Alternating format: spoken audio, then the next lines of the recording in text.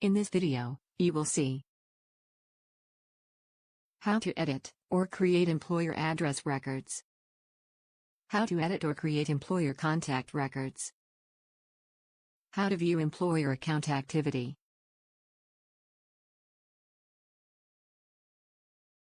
In this segment of the video, you will learn how to create or edit existing employer address records. Log in to begin. Enter your username and password. Select the Login button. Select the Account Maintenance main menu item. In the Employer Account panel, select the Employer Maintenance icon. Select the Address Summary tab. If you wish to modify an existing address, you can select the blue address hyperlink. After you select the hyperlink, you will be directed to the address details screen, where you can make the necessary changes. To add a new address, select the New button. Select the address type, enter the effective date, and then enter the remaining address details. Please note the effective date for the address is the date the address started to be used, not the date it was entered in to begin. We are at the end of this process.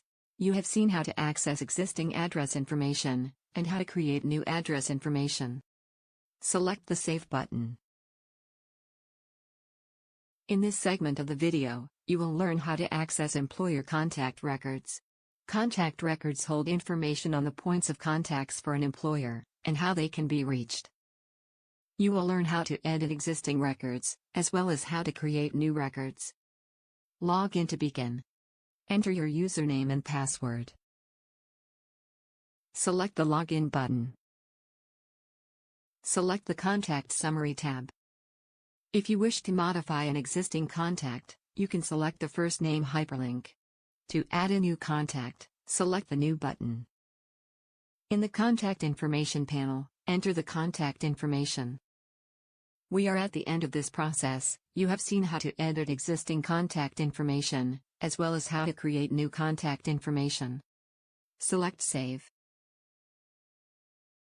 In this segment of the video, you will learn how to view employer account activity.